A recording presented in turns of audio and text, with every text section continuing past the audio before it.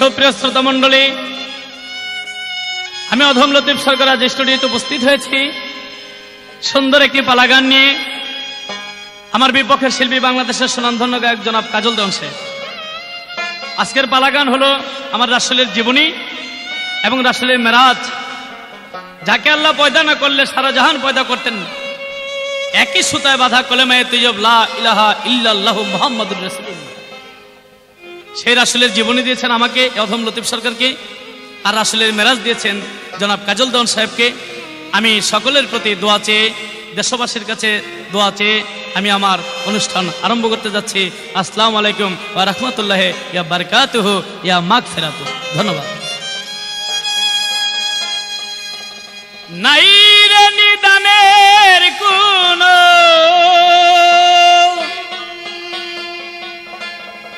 নাই রে নিদানের কোন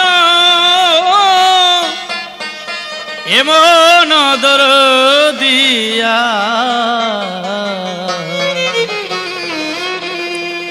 বন্ধু দরদিয়া নবী কামলেওয়ালা রে, বন্ধু দরদিয়া নবী কামলেওয়ালা রে, বন্ধু দরদিয়া।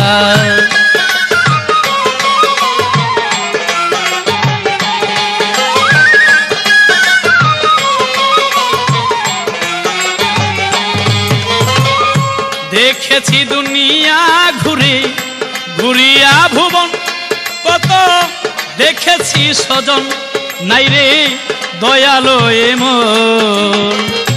দেখেছি দুনিয়া ঘুরে ঘুরিয়া ভুবন, কত দেখেছি স্বজন, নাই রে দয়ালো এমন। এমন রতন খুঁজে পাইবি কখন রে,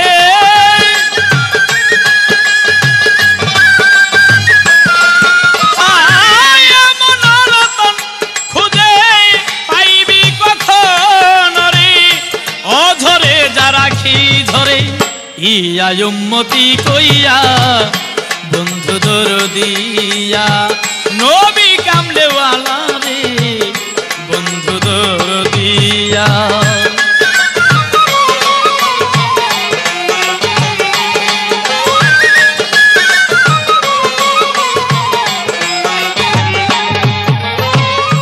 ফুল রূপে ছিলে তুমি তরাক্কের ডালায়, মালা রূপ ময়নার গলায় ছিলে রূপ সে তারায়। ফুল রূপে ছিলে তুমি তরাক্কের ডালায়, মালা রূপ ময়নার গলায় ছিলে রূপ সে তারায়। ময়ূর ভেসে ছিলে একই গাছে নবী,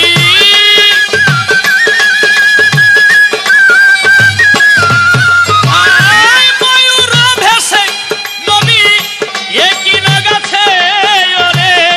জান্নাতি ফুল রাসূল এলো জান্নাতি হইয়া, বন্ধু দরদিয়া নবী কামলেওয়ালা রে, বন্ধু দরদিয়া।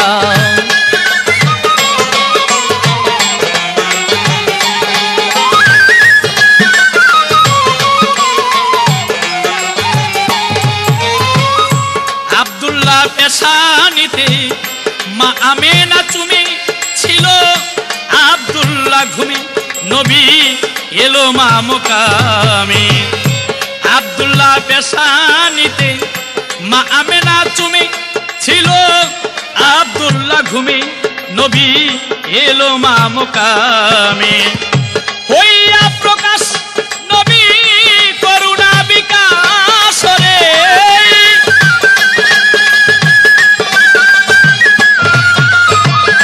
হইয়া প্রকাশ করে করুণা বিকাশ রে। নবী ডাকে ধীরে ধীরে পথহারা পাপিয়া, বন্ধু দরদিয়া নবী কামলেওয়ালা রে, বন্ধু দরদিয়া।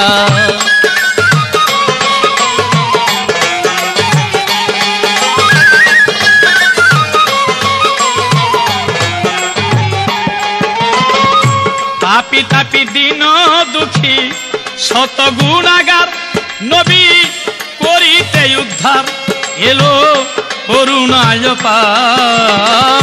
তাপি তাপি দিন দুঃখী শত গুণাগার নবী করিতে উদ্ধার এলো করুণায় পার। কয়াবুল সরকার নবী ভরসায় আমার তুমি,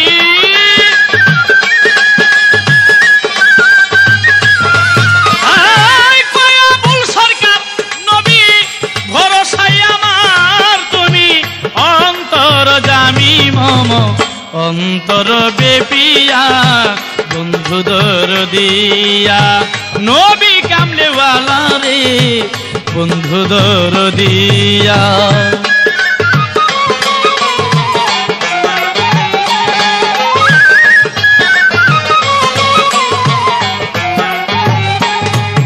ধন্যবাদ। এবার দেওয়ান সাহেবের কাছে আমার জিজ্ঞাসা থাকবে কি,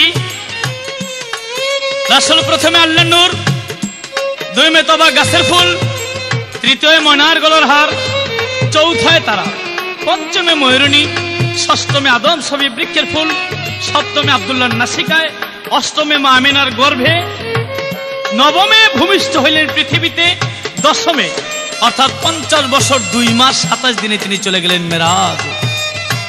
আচ্ছা, রাসূলে 40 বছরের সময় নবুয়ত প্রাপ্ত হয়, ওই সময় মেরাজ হইতে পারত, কিন্তু 40 বছরের নবুয়ত এই মেরাজ হলো না, 45 বছরের মেরাজ হলো না, 55 বছর রাসূলের মেরাজ হলো না, রাসূলের 60 বছর যখন তখন মেরাজ হলো না, 50 বছর 2 মাস 27 দিনে মেরাজ হলো। এর মধ্যে রহস্য ওই রজনীটা, ওই রাত্রটা, যে রাত্রে রাসূল মেরাজে গেলেন, ওই রাত্রটার মধ্যে এমন কি ছিল যে এই রাত্রে এখন এই মুহূর্তে আল্লাহ মেরাজে যেতে হবে রাসূলের। আল্লাহ বলেন, হে জিবরাইল তুমি এই মুহূর্তে আমার দোস্তকে আমার কাছে নিয়ে আসো। ঠিক জিবরাইল আসলেন, আমার রাসূল মেরাজে গেল। তাই ওই যে 50 বছর 2 মাস 26 দিন দিবাগত রাত্রে অর্থাৎ 27-এ পরে ওই রাত্রটার মধ্যে মেরাজে যাওয়ার মূল বিষয়বস্তু, কারণ, রহস্য, শানে নজুল কি ছিল, আমার একটাই জিজ্ঞাসা, বাজাও। দেখেছি দুনিয়া ঘুরে ঘুরিয়া ভুবন, কত দেখেছি স্বজন নাই রে দয়ালো এমন। দেখেছি দুনিয়া ঘুরে ঘুরিয়া ভুবন, কত দেখেছি স্বজন নাই রে দয়ালো এমন। এমন রতন খুঁজে পাইবি কখন রে,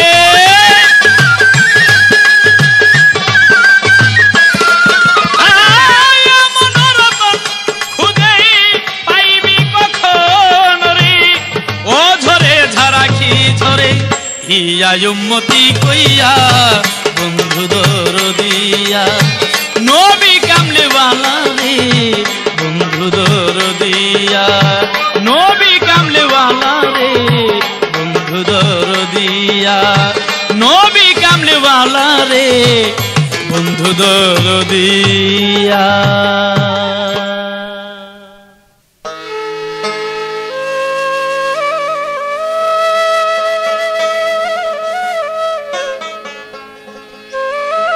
সম্মানিত সুধী, বাউল পালাগানের আশিকান বৃন্দ, আপনাদের কাছে প্রাণ ঢালা শুভেচ্ছা বিনিময় করে আজকে একটি সুন্দর পালাগানের ক্যাসেট নিয়ে আপনাদের মাঝে উপস্থিত হয়েছি। বাংলাদেশের প্রখ্যাত বাউল শিল্পী আব্দুল লতিফ সরকার সাহেব নবীজির জীবনী গেয়ে আমাকে মেরাজের পক্ষে রেখে তিনি আমার কাছে কিছু প্রশ্ন করে গেছেন। আপনাদের সকলের কাছে দোয়া কামনা করে আমি আমার পালাগানের ক্যাসেটটি আরম্ভ করতে যাচ্ছি। সবাই দোয়া রাখবেন। আসসালামু আলাইকুম, ধন্যবাদ সবাইকে। হায়রে মেরাজের খবর পাইয়া চমকিয়া উঠিল নবী, মুস্কি হাসি দিয়া রে মেরাজের খবর পাইয়া। হায়রে মেরাজের খবর পাইয়া চমকিয়া উঠিল নবী, মুস্কি হাসি দিয়া রে মেরাজের খবর পাইয়া।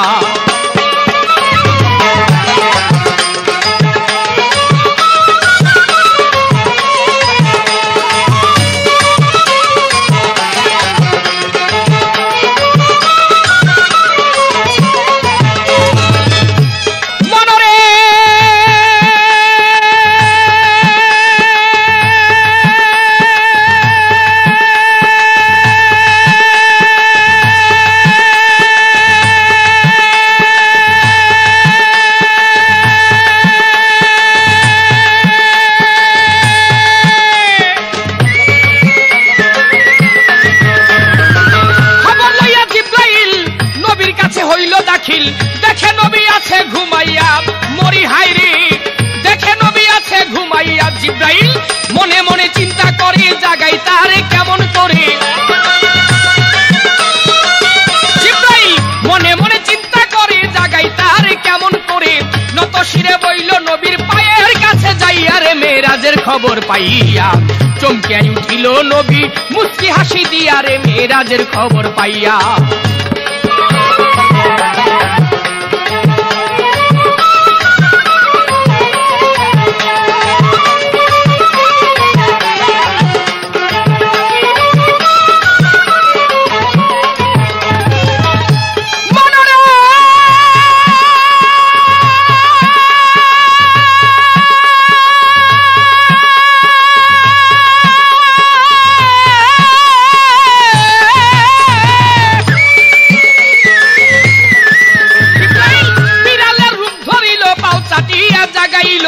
ঘুম ভাঙাইল নরম জিব্বা দিয়া মরি হায়রে, ঘুম ভাঙাইল নরম জিব্বা দিয়া ওরে দিয়া নবী আরা মরি চাই যখন পিছনে ফিরি, দিয়া নবী আরা মরি চাই যখন পিছনে ফিরি। দেখে জিব্রাইল খাড়া হইল গোপন বার্তা লইয়া রে মেরাজের খবর পাইয়া, চমকিয়া উঠিল নবী মুস্কি হাসি দিয়া রে মেরাজের খবর পাইয়া।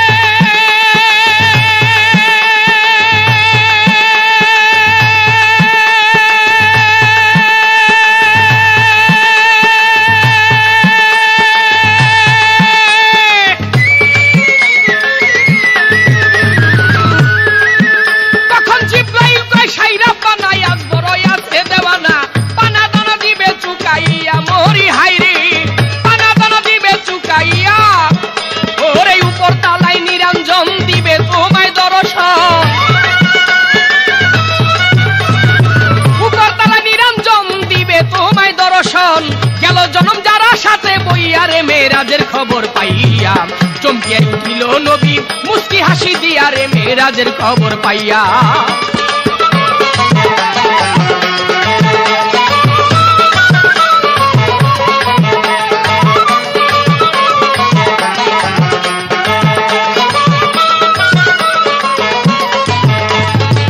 নবী কয় আলহামদুলিল্লাহ, মেহেরবান হইয়াছে আল্লাহ, বাড়ি তালাই আমারও লাগিয়া মরি হায়রে, বাড়ি তালাই আমারও লাগিয়া। ওরে ডাক দিয়াছে আলেম শাহী, এখন আমি যেতে চাই, ওরে ডাক দিয়াছে আলেম শাহী, এখন আমি যেতে চাই। খেলি বলাই দুইজনে মিলিয়া রে মেরাজের খবর পাইয়া, চমকিয়া উঠিল নবী মুস্কি হাসি দিয়া রে মেরাজের খবর পাইয়া।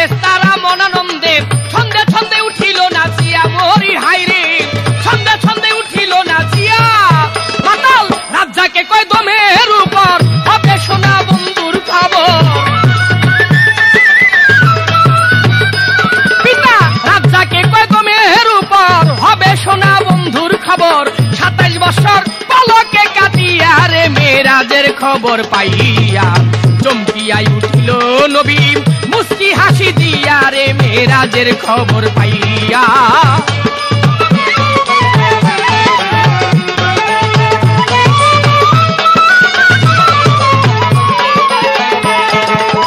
ধন্যবাদ। সরকার সাহেব সর্বপ্রথম আমার কাছে প্রশ্ন রাখলেন, রাসূল করিম সাল্লাল্লাহু আলাইহি ওয়াসাল্লাম তিনি 40 বছরের নবুয়ত প্রাপ্তি হইলেন, 40 বছরে তিনি মেরাজে গেলেন না, তিনি 50 বছরে মেরাজে গেলেন না, 55 বছরে তিনি মেরাজে গেলেন না, তিনি 60 বছরে মেরাজে গেলেন না। তার বয়স যখন 50 বছর 2 মাস 26 দিন, তথা 26 দিন দিবাগত রাত্রে, আমরা যাকে 27 দিন বলে গণ্য করে নেই, রজব চাঁদের 27 তারিখে 26 তারিখ দিবাগত রাত্রে তিনি মেরাজে গমন করলেন। এর কারণটা কি? এর কারণ হচ্ছে আবার রাসূল করিম সাল্লাল্লাহু আলাইহি ওয়াসাল্লাম আল্লাহর যে মনোনীত ধর্ম ইসলাম ধর্ম তিনি প্রচার করতে আরম্ভ করলেন। তিনি ইসলাম ধর্ম প্রচার করতে লাগলেন। আর এদিক দিয়ে আবু জেহেলের যত লোকজন ছিল রাসূলের ইসলামকে প্রচারের জন্য তাকে বাধা দিতে লাগলেন, তাকে কষ্ট দিতে লাগলেন, তাকে যাতনা দিতে আরম্ভ করলেন। রাসূল করিম সাল্লাল্লাহু আলাইহি ওয়াসাল্লাম তিনি সেই মক্কা নগর থেকে বাইর হয়ে তিনি মনে মনে চিন্তা করলেন যে আমি কোথায় যেতে পারি ইসলাম প্রচার করার জন্য। ঠিক 50 বছর 2 মাস 27 দিনের কিছু কাল আগে, অল্প সময় আগে তিনি চলে গেলেন তায়েব শহর।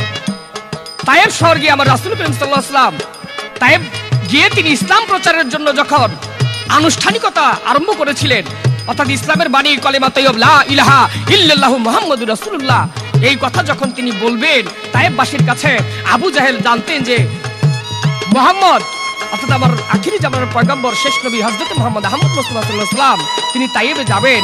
তায়েবের যে সর্দার ছিল আব্দে আলী মাসউদ, আরো তার সাঙ্গপাঙ্গ যারা ছিল, আবু জাহেল একটি চিঠির মধ্যে লিখে দিলেন, হে তায়েববাসীরা, তোমাদের মাঝে মুহাম্মদ আসতেছে একটি নতুন ধর্ম নিয়ে, খবরদার তোমাদের মাঝে যেন সেই নতুন ধর্ম সে প্রচার করতে না পারে। তাই রাসূল করিম সাল্লাল্লাহু আলাইহি ওয়াসাল্লাম তিনি যখন তায়েবে প্রবেশ করলেন, তায়েবের দরজা দিয়ে, তায়েবের গেট দিয়ে যখন তিনি প্রবেশ করবেন, তায়েবের ছোট ছোট ছেলে মেয়েরা আমার রাসূল করিম সাল্লাল্লাহু আলাইহি ওয়াসাল্লামকে দেখে হাতের মধ্যে পাথর নিয়ে তারা দাঁড়িয়েছিলেন। রাসূল যখন পা রাখলেন তায়েবের মাটির মধ্যে, তখন তারা পাথর ছুঁড়তে আরম্ভ করলেন। আবার রাসূল করিম সাল্লাল্লাহু আলাইহি ওয়াসাল্লামকে এমনি ভাবে আঘাত করতে লাগলেন, সমস্ত শরীর তার ক্ষতবিক্ষত হয়ে গেল সেই পাথরের আঘাতে। তাই বিবি আয়েশা সিদ্দিকা আবার রাসূল করিম সাল্লাল্লাহু আলাইহি ওয়াসাল্লামকে একদিন প্রশ্ন করেছিলেন, রাসূল ছিল খালি গায়ে, হে আল্লাহর হাবিব, আপনি বলেন আপনার গায়ের মধ্যে কি কখনো বসন্ত রোগ হয়েছিল? নবী তার জবাবে বলেছিল, আয়েশা, আমার কখনো বসন্ত রোগ হয় নাই। আয়েশা, তুমি জানো না, আমি গিয়েছিলাম একদিন তায়েব শহর ইসলাম প্রচার করার জন্য। তায়েববাসীরা আমাকে এমনি ভাবে আঘাত করেছিল, পাথর মেরে মেরে আমার সমস্ত অঙ্গটা এমনি ভাবে জর্জরিত হয়েছিল, যেন মনে হয় দেখলেই আমার গায়ের মধ্যে কখনো বসন্ত রোগ হয়েছিল। রাসূল করিম সাল্লাল্লাহু আলাইহি ওয়াসাল্লাম বিবি আয়েশার কাছে সেদিন আক্ষেপ করে বলেছিল, ওই যে তায়েববাসীরা নবীকে পাথর মেরেছিলেন, রাসূল করিম সাল্লাল্লাহু আলাইহি ওয়াসাল্লাম পাথরের আঘাতে জর্জরিত হয়ে তার সমস্ত অঙ্গ হইতে রক্ত ঝরতে লাগলেন। তিনি রক্ত ঝরতে ঝরতে রক্ত গিয়ে তার পায়ের মধ্যে পড়লেন, জুতার সাথে পায়ের সাথে চটা বেঁধে গেলেন। তিনি যে নামাজ আদায় করবেন, জুতা খুলতে পারে না। আল্লাহ পাক বলে, হে আমার হাবিব, তুমি আজকে জুতা পরেই নামাজ আরম্ভ করে দাও, আমি আল্লাহ পাক তোমার নামাজ কবুল করে নেব। এমনি একটি দুঃখের সময়, এমনি একটি বেদনার সময় আল্লাহর জিবরাইল ফেরেশতা, আল্লাহ পাক জিবরাইল ফেরেশতাকে বললেন, হে জিবরাইল, তুমি চলে যাও আমার বন্ধুর কাছে, গিয়ে বলো এই দুঃখের সময় আমি আল্লাহ পাক আমার বন্ধুকে একটি সুসংবাদ জানাইতেছি, আমি তার সাথে দিদার করব। মিরাজ শব্দের অর্থ সিঁড়ি বাই সিঁড়ি ঊর্ধ্বগমন করা, মিরাজ শব্দের অর্থ দেখাশোনা, মিরাজ শব্দের অর্থ কথোপকথন, আল্লাহর সাথে রাসূলের মিলন। তাই আল্লাহর রাসূলকে ওই 26 তারিখ দিবাগত রাত্রে, অর্থাৎ 50 বছর 2 মাস 27 দিনে রজব চাঁদের 27 তারিখে আল্লাহর রাসূলকে আল্লাহ পাক ডাকলেন, আসুন আপনার সাথে আমি মিলনে আবদ্ধ হব। এটাই হলো মূল কারণ ভাই। এবার সরকার সাহেবের কাছে আমার প্রশ্ন,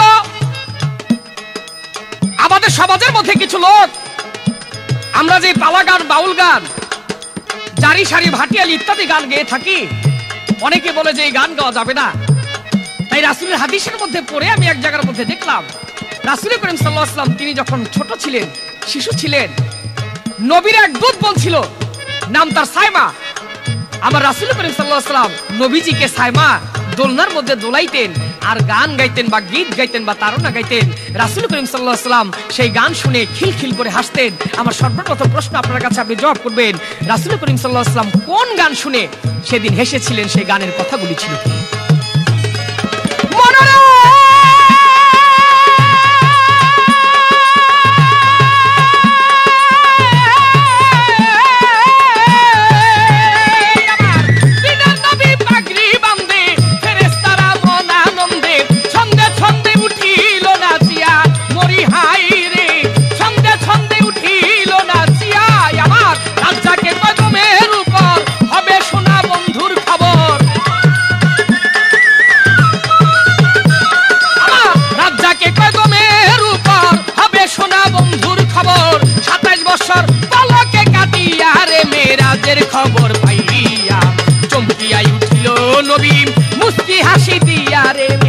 মেরাজের খবর পাইয়া, হাইরে মেরাজের খবর পাইয়া চমকিয়াই উঠিল নবী মুস্কি হাসি দিয়া রে মেরাজের খবর পাইয়া। ধন্যবাদ জনাব কাজল দেওয়ান সাহেব।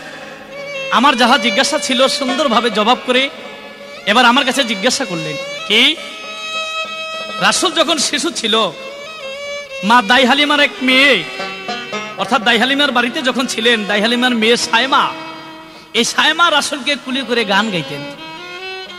দেওয়ান সাহেবের জিজ্ঞাসা হলো, যদি রাসূল নিজে গান শুনে শিশুবেলেই হাসতেন তাহলে আমাদের গান গাইতে নিষেধ করে কেন? আমি তো এই কথাই বলি, তাদেরকে দাওয়াত করি, তারা আসুক।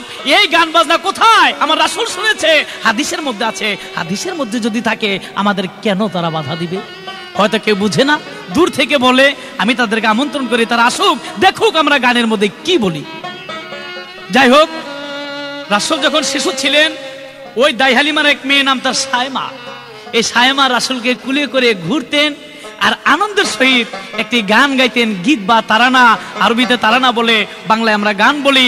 এই গানটা গাইতেন, যে গানটা হাদিস বুখারী শরীফ ৫ম খণ্ডের মধ্যে ওই গানটা সম্পর্কে লিখেছে। গানটা ছিল ঠিক এরকম, যেমন এইটি আমার ভাই আমার মা তার নয়, আমি তাকে ভালোবাসি আমার পিতার নয়, কোরবান করি মামা চাচা সবাই তাহার শানে, খোদা তাহায় বাড়াও তুমি সর্বগুণে মানে, আমার ভ্রাতা মোহাম্মদকে বাঁচাও প্রভু তুমি, কিশোর তরুণ দীর্ঘজীবী দেখব তাকে আমি, দেখবে তাকে সাহেব সর্দার সবার চেয়েও বড়, তাহার শত্রু তাহার হিংসুক সবকে ধ্বংস করো, চির গৌরব চির সম্মান সদা দৃষ্টি তার, তাহার জন্য অটুট রাখো কামনায় আমার। এই গানটাই গিয়েছিলেন। শুধু তাই না, আমার রাসূল গান শুনে ওই সায়মার কুলের মধ্যে খিল খিল খিল খিল করে হাসতেন। তাই ভালো গান যদি হয়, ওই গান শোনা 14 এলেমের সর্দার। তাই আমি সংক্ষিপ্ত ভাবে তার প্রশ্নের জবাব করলাম। এবার একটি গান, গানের পরে কিছু কথা জিজ্ঞাসা করার জন্য চেষ্টা করব। ধন্যবাদ। জপরে জপরে ওই নাম জপরে, জপরে জপরে ওই নাম জপরে, ওই নাম জপ মধুর সুরে, ওই নাম তোমার হবে সাথী কঠিন হাসরে রে, ওই নাম তোমার হবে সাথী কঠিন হাসরে।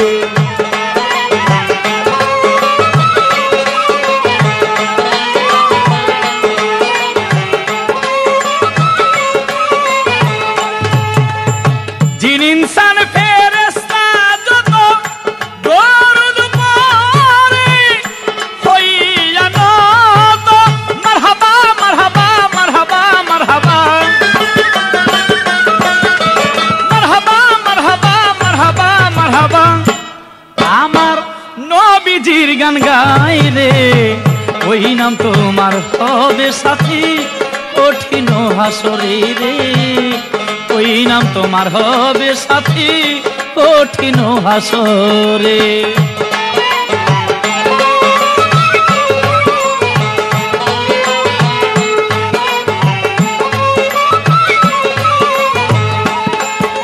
মৌমাছি মৌমাছি ফুলে বসে নাচি নাচি, ফুলের রস করে মধু, ওই নামের দরুদ জপি, ইয়া নবী সালামু আলাইকা, ইয়া নবী সালামু আলাইকা। দরুদ পরে মৌমাছি রে, ওই নাম তোমার হবে সাথী কঠিন হাসরে রে, ওই নাম তোমার হবে সাথী কঠিন হাসরে।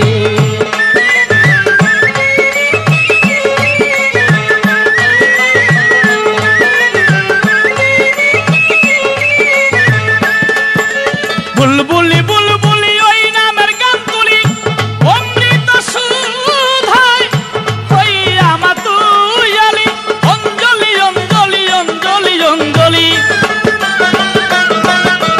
অঞ্জলি অঞ্জলি অঞ্জলি অঞ্জলি।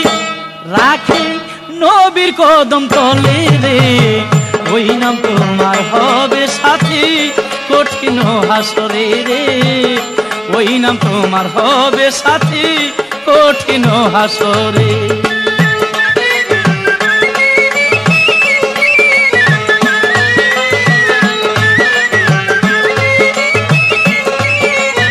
আস্তে আমার জিজ্ঞাসা থাকবে দেওয়ান সাহেবের কাছে, আমার রাসূল বুরাক নিয়ে মক্কা শরীফ হইতে বাইতুল মুকাদ্দাসের দিকে গেলেন, এই মাঝখানে অনেক ঘটনা।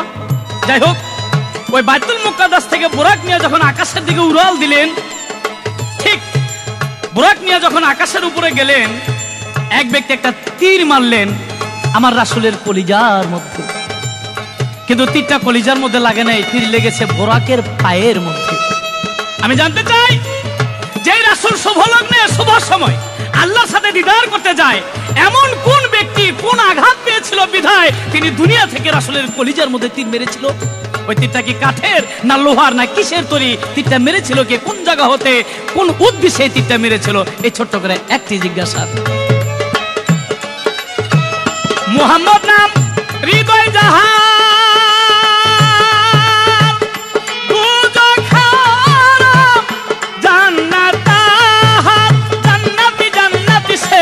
জান্নাতি জান্নাতি জান্নাতি সে জনা জান্নাতি ভেবে কই লতিফ সরকারে রে, ওই নাম তোমার হবে সাথী কঠিন হাসরে রে, ওই নাম তোমার হবে সাথী কঠিন হাসরে। জপরে জপরে জপরে জপরে ওই নাম জপরে,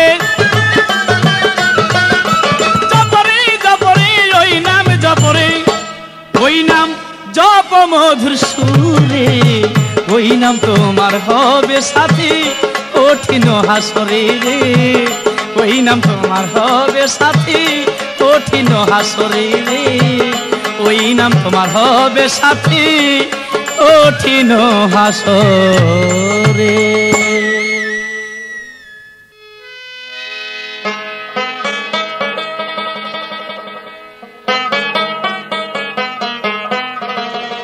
ধন্যবাদ সরকার সাহেব, অত্যন্ত সুন্দরভাবে আমার যা প্রশ্ন ছিল তার জবাব করে আমার কাছে নতুন করে একটি প্রশ্ন রেখেছেন। এবার তার প্রশ্ন হলো, রাসূল করিম সাল্লাল্লাহু আলাইহি ওয়াসাল্লাম তিনি যখন বুরাক নিয়ে মক্কানগর থেকে উর্দু দিকে গমন করতেছিলেন, কোথা থেকে যেন কে একটি তীর মারলেন। কিসের তীর, কেন মারলেন?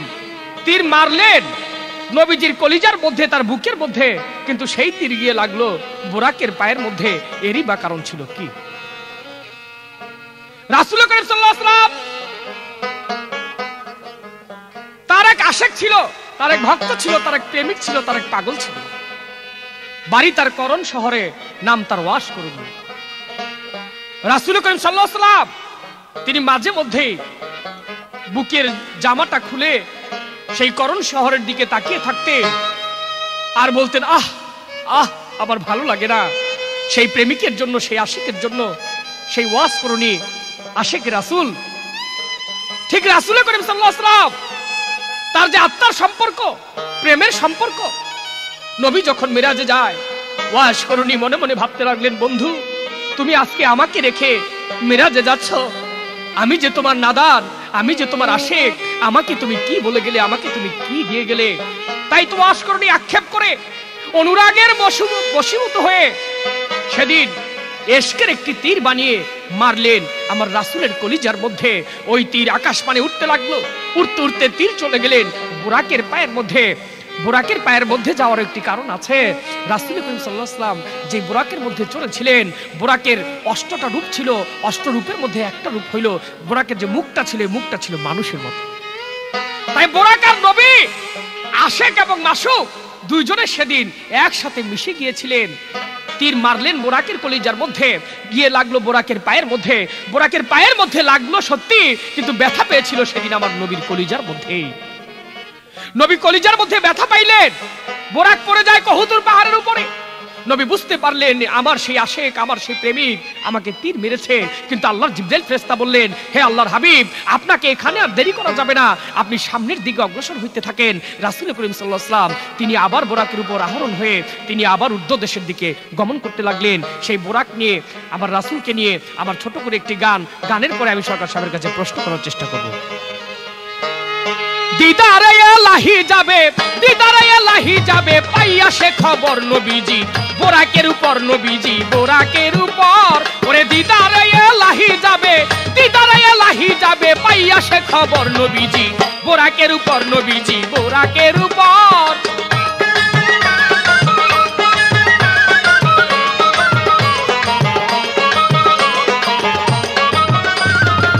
বুরাক সুলেমান চলিল ধাইয়া, শূন্য মিলিয়া গেল আমার নবীরে লইয়া।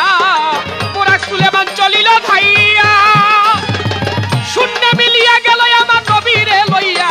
আল্লাহর ফেরেশতারা দেখে চাইয়া, আল্লাহর ফেরেশতারা দেখে চাইয়া, অতি মনোহর নবীজি বোরাকের উপর, নবীজি বোরাকের উপর।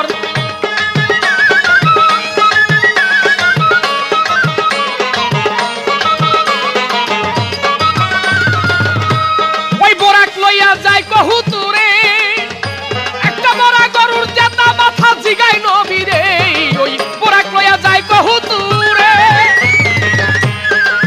আর একটা বড় গরুর জেতা মাথা জিগাই নবীরে, সেদিন মরাই কিছু সুয়াল করে, ওই দিন মরাই কিছু সুয়াল করে, নবী জবাব দেয় সত্তর, নবীজি বোরাকের উপর, নবীজি বোরাকের উপর।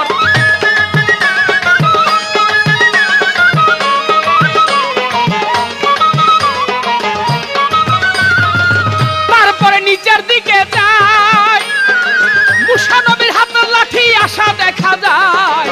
তারপরে নিচের দিকে যায়, মুসা নবীর হাতের লাঠি আসা দেখা যায়। 2 রাকাত করিলেন আদায়, নামাজ 2 রাকাত করিলেন আদায়, নবী পয়গম্বর, নবীজি বোরাকের উপর, নবীজি বোরাকের উপর।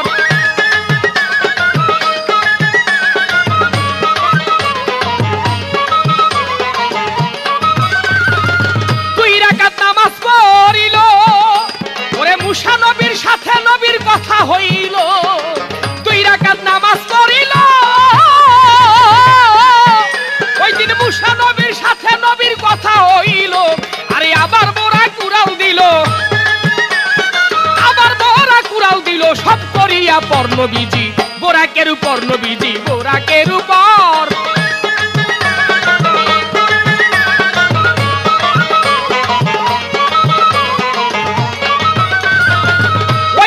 জেরুজালেম যায়, আল্লাহ 70,000 ফেরেশতারা পিছনে দাঁড়ায়।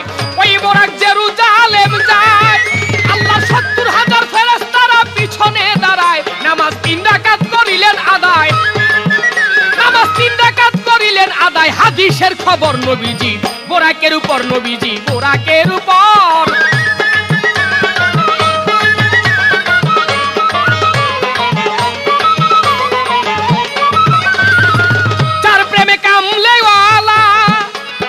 সারা জীবন ঘর বাঁধে না,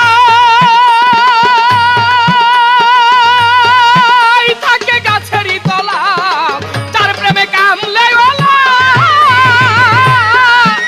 নবী সারা জীবন ঘর বাঁধে নাই, থাকে গাছেরই তলা। মাতাল রাজ্জাকে কয় মাবুদ মাওলা,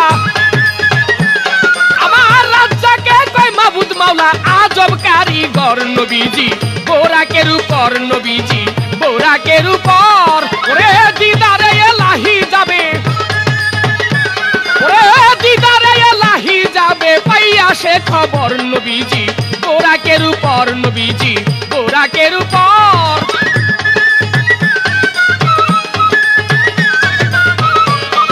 ধন্যবাদ।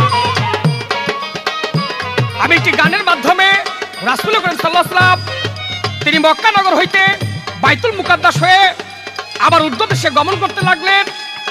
এই গানের মধ্যে আমার কথাগুলি হয়ে গেছে, যেহেতু এটা ক্যাসেট, সংক্ষিপ্ত আকারে আমাদের আলোচনা করতে হবে।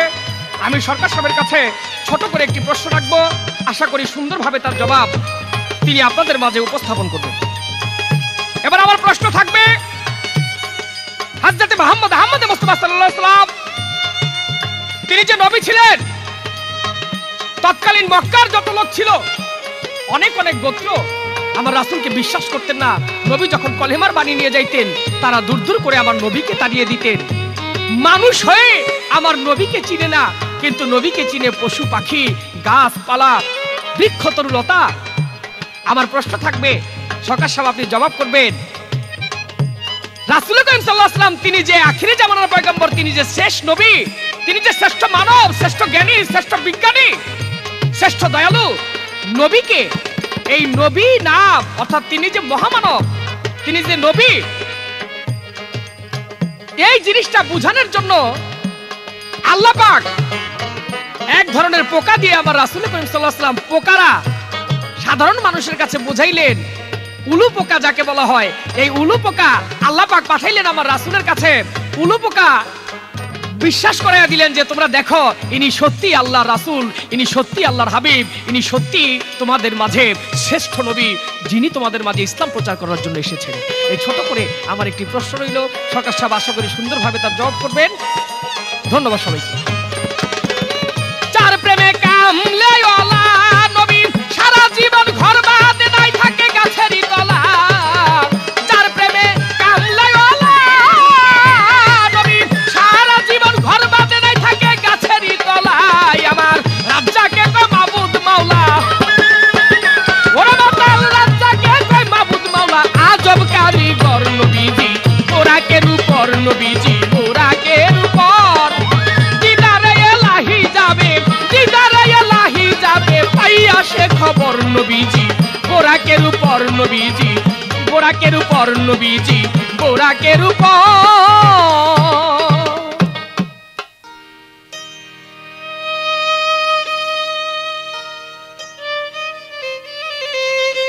ধন্যবাদ জনাব কাজল দেওয়ান সাহেবকে, তিনি যেভাবে সুন্দর করে আমার জবাব করলেন।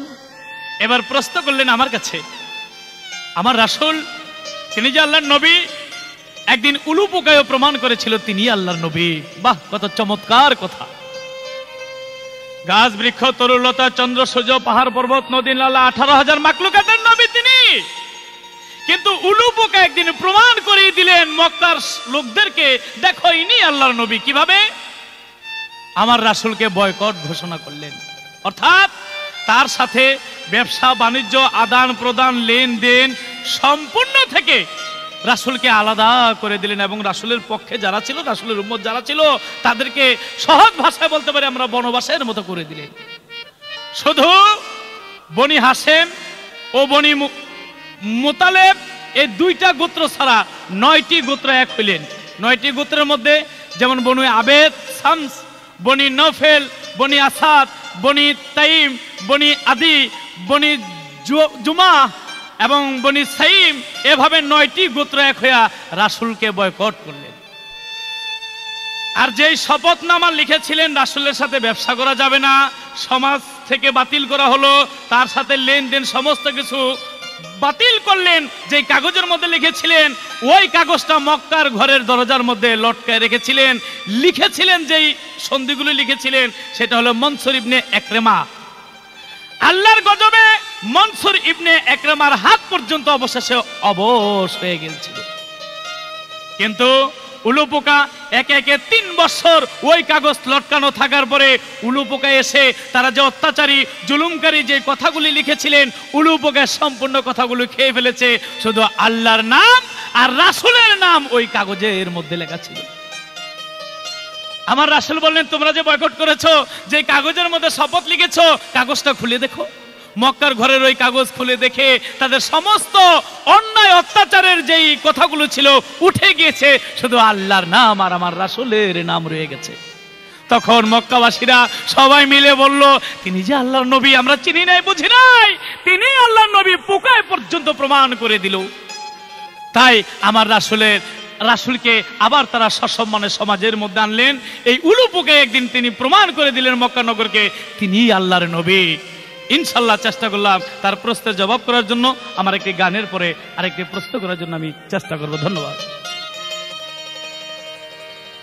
আল আরবি ইসলাম রবি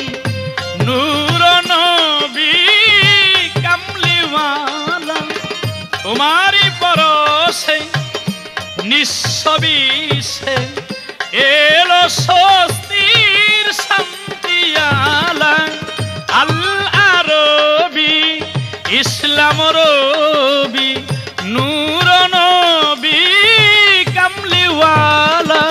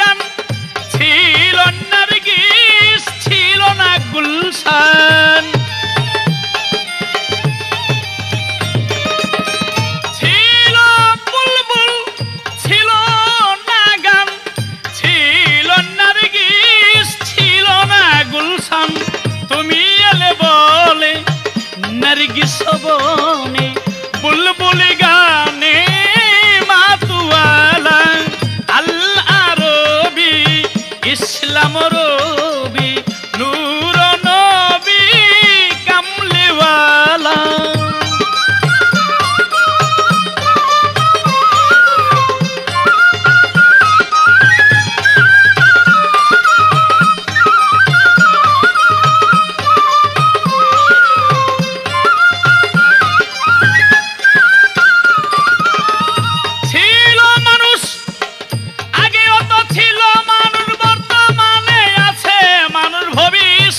থাকবে মানুষ, ছিল মানুষ, আগেও তো ছিল মানুষ, বর্তমানেও মানুষ আছে। এই মানুষের মধ্যে ব্যবধান কি? আমার নবী করিম সাল্লাল্লাহু আলাইহি ওয়াসাল্লাম তার এক সাহাবা নাম তার দাহিয়া, যখন তিনি ইসলাম ধর্ম গ্রহণ করে নাই, এই দাহিয়া তার একজন মেয়ে ছিল। এই মেয়েকে নিয়ে তিনি মনে মনে ভাবে যে আমার মেয়ে বড় হইলে টাকা পয়সা লাগবে, বিয়ে শাদী দিতে হবে, এই মেয়েকে আমি রাখবো না। যখন ছোটি ঘরে শিশু মেয়েকে মারতে যায়, দাহিয়ার স্ত্রী বলে, স্বামী গো, তুমি আমার এই মেয়েকে মারতে পারবে না, কারণ 10 মাস 10 দিনে আমি আমার এই মেয়েকে গর্ভে রেখেছি, কত কষ্ট করেছি। দাহিয়া অবশেষে মারতে পারলেন না, চলে গেলেন বাণিজ্য করার জন্য। অনেক বছর পরে বাণিজ্য করে এসে দেখে তার মেয়ে বড় হয়ে গেছে।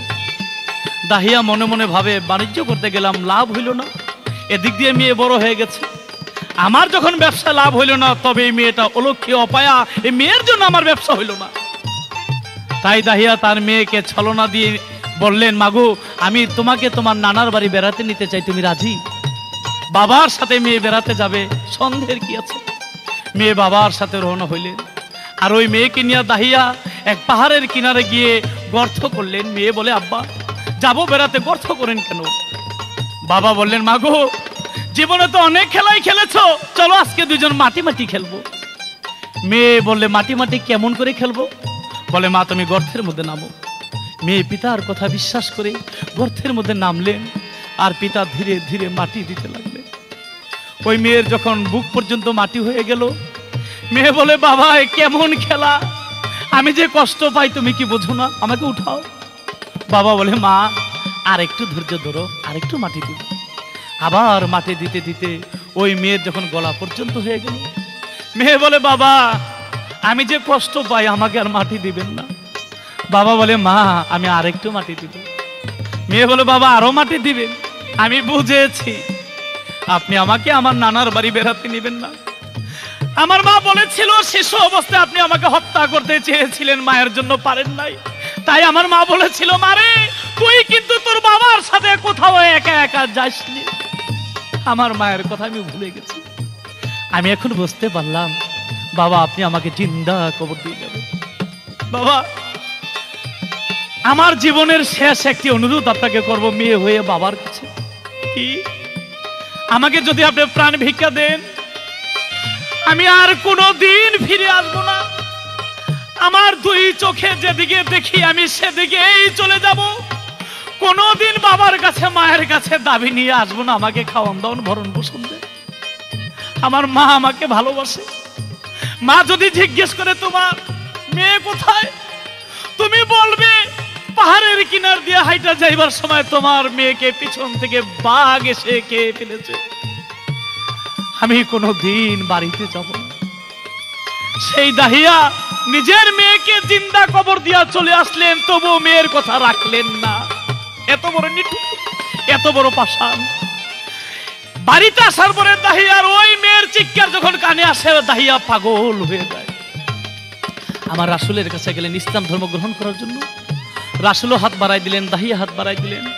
দাহিয়া হাত টেনে আনলেন। রাসূল বললেন, দাহিয়া তুমি আমাকে ফাঁকি দিলে কেন? দাহিয়া বলে, আল্লাহর হাবিব আমি আপনাকে ফাঁকি দিই নাই। আমি এত বড় পাপী, আমি এত নিঠুর, আমি নিজের মেয়েকে নিজে পিতা হয়ে জিন্দা কবর দিয়েছি। আমি যে কলঙ্কিত হয়ে গেছি, আমার এই কলঙ্কের হাত যদি আপনার পবিত্র হাতে লাগাই, আপনার ইসলাম কলঙ্ক হয়ে যাবে। এই ভয়ে আমি হাত আপনার কাছ থেকে ফিরিয়ে এনেছি। আমার রাসূল দাহিয়ার সমস্ত কথা শুনে বলেন, হে দাহিয়া তুমি বেশি বেশি জিকির করো, জিকিরে মানুষের কলবের ময়লাগুলি পরিষ্কার হয়ে যায় জিকিরের মাধ্যমে। আর আমার কাছে মুরিদ হবে বিধায়, এই জন্য আল্লাহ তোমার জীবনের সমস্ত গুনাহগুলি মাফ করে দিবেন। বলেন সুবহানাল্লাহ। তাই দাহিয়া সেদিন আমার রাসূলের হাতে হাত দিয়ে মুরিদ হয়ে গেলেন, আর চিৎকার করে উঠলেন যে আমি কত বড় পাপী ছিলাম। তাই ছিল মানুষ, মানুষ মানুষে ছিল না প্রীতি, প্রেম পাশে। যেমন পিতা হয়ে নিজের মেয়েকে জিন্দা কবর দিয়েছে, ছিল অন্ধকারের যুগ, এই অন্ধকারকে আলো দিলেন আমার আখেরি নবী হযরত মুহাম্মদ সাল্লাল্লাহু আলাইহি ওয়াসাল্লাম।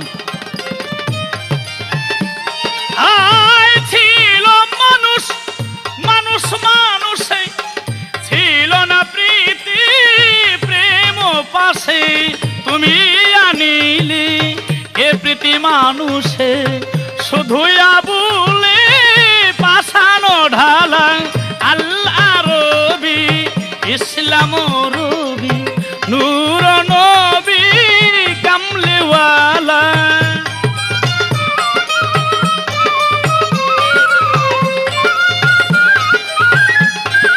আস্তে, এবার আমার জিজ্ঞাসা থাকবে দেওয়ান সাহেবের কাছে। কি জিজ্ঞাসা? আমার রাসূল প্রথম আসমান, দ্বিতীয় আসমান, তৃতীয় আসমান, এভাবে 7টি আসমান পার হয়ে গেলেন। কারণ ক্যাসেটের মধ্যে সংক্ষিপ্ত গাইতে হবে, তারপরও শুরু এবং শেষ আছে। 7ম আসমান পার হয়ে সিদরাতুল মুনতাহা পার হয়ে আমার রাসূল সরাসরি আল্লাহর আরশের কাছাকাছি চলে গেলেন। আমার আল্লাহ বলে, দোস্ত আমি তোমাকে সশরীরে মেরাজে এনেছি, আমি তোমার সাথে সাক্ষাৎ করব, দিদার দিব। কিন্তু দোস্ত, তোমার সব পরিপূর্ণ হয়ে গেছে, শুধু একটা জিনিস অপূর্ণ আছে বিধায় আমি দোস্ত তোমার সামনে এসে দাঁড়াতে পারি না। আমার রাসূল সেই কর্মটা পূর্ণ করলেন, তারপরে আল্লাহ তার সাথে দিদার করলেন। আমার জিজ্ঞাসা দেওয়ান সাহেব, সব পূর্ণ যার, একটা জিনিস অপূর্ণ কি? আর ওই জিনিসটার জন্য, ওই কর্মটার জন্য আল্লাহ রাসূলের সাথে দিদার দিতে পারে না, সাক্ষাৎ দিতে পারে না। ওই কর্মটা আমার রাসূল কিভাবে আদায় করেছিলেন, তারপরে আমার আল্লাহর সাথে আমার রাসূলের দিদার হইল। এই ছোট্ট করে একটাই জিজ্ঞাসা। ছিল গোলাপ রজনীগন্ধা, ছিল না গন্ধ, ছিল গন্ধা।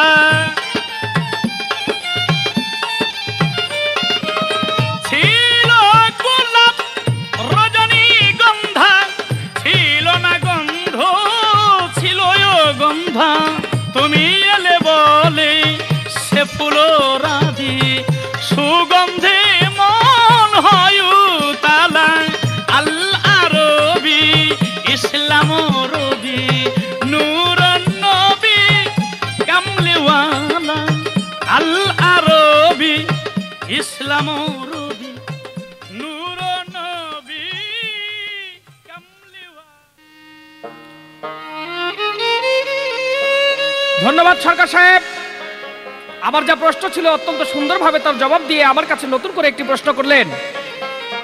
আল্লাহ রাসূল মক্কা নগর হইতে এক এক আসমান করে সপ্তম আকাশের উপরে গেলেন, এক এক পর্দা করে 70,000 নূরের পর্দা উল্টাইলেন। এক পর্দা বাকি আছে। আল্লাহ পাক বলতেছে, হে আমার বন্ধু, তুমি এখন একটু দাঁড়াও।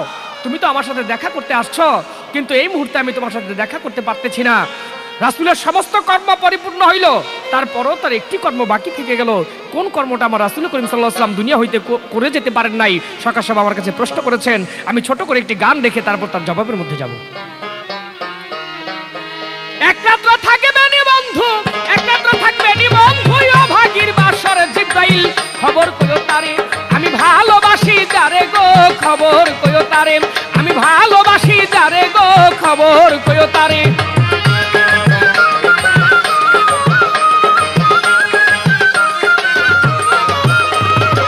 কতদিনের কত কথা রাইখাছি গোপন, আমি হাজার হাজার কথা বলবো আসিলে সুজন। কতদিনের কত কথা রাইখাছি গোপন, আমি হাজার হাজার কথা বলবো আসিলে সুজন। দিব মধুর মিলন ভক্তি চুম্বন, দিব মধুর মিলন ভক্তি চুম্বন, বুকের উপরে জিব্রাইল খবর কইও তারে, আমি ভালোবাসি যারে গো খবর কইও তারে।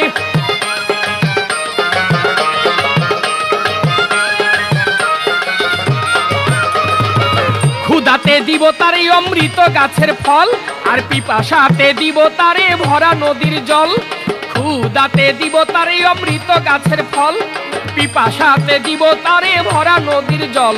আমি যতন করে রাখলাম সকল, আমি যতন করে রাখলাম সকল, মন তাহার উপরে জিব্রাইল খবর কইও তারে, আমি ভালোবাসি যারে গো খবর কইও তারে, আমি ভালোবাসি যারে গো খবর কইও তারে।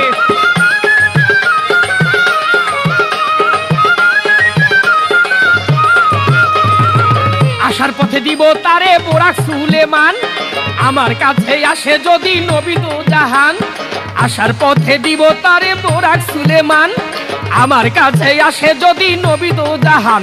করলাম যার লাগিয়া জমিন আসমান, করলাম যার লাগিয়া জমিন আসমান, মায়া নদীর পারে জিব্রাইল খবর কইও তারে, আমি ভালোবাসি যারে গো খবর কইও তারে, আমি ভালোবাসি যারে গো খবর কইও তারে।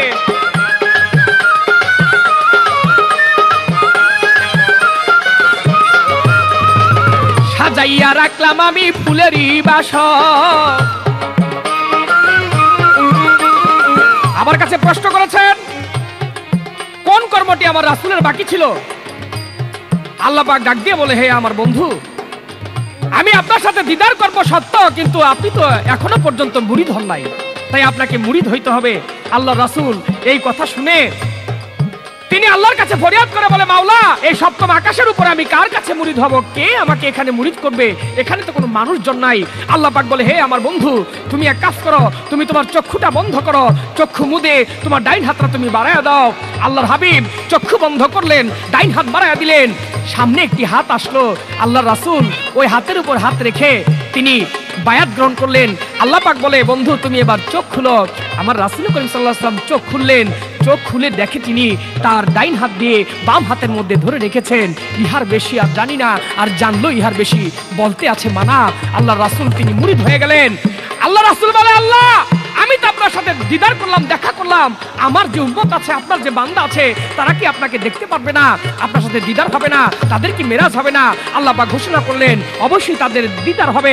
আসরাতুল মিরাজুল মুমিনিনা, মুমিন বান্দার মেরাজ হবে সালাতের মাধ্যমে। তারা অবশ্যই সালাতের মাধ্যমে আমাকে দেখতে পারবেন। তাই তার জবাব করে, এই পর্যন্ত প্রশ্ন ছিল, আমি চেষ্টা করলাম তার জবাব দেওয়ার জন্য। ধন্যবাদ সবাইকে। সাজাইয়া রাখলাম আমি ফুলেরই বাসর, আমার গোলবদনি আসে যদি এই ঘরের ভিতর। মাতাল রাজ্জাকে কয় এত দিন পর, আমার রাজ্জাকে কয় এত দিন পর, খুঁজি আমি যারে জিব্রাইল, খবর কইও তারে আমি ভালোবাসি যারে গো, খবর কইও তারে আমি ভালোবাসি যারে গো, খবর কইও তারে। ওই এক রাত্র থাকবে নি বন্ধু, এক রাত্র থাকবে নি বন্ধু ও ভাগির বাসরে, জিব্রাইল খবর কইও তারে আমি ভালোবাসি যারে গো, খবর কইও তারে আমি ভালোবাসি যারে গো, খবর কইও তারে আমি ভালোবাসি যারে গো, খবর কইও তারে আমি ভালোবাসি।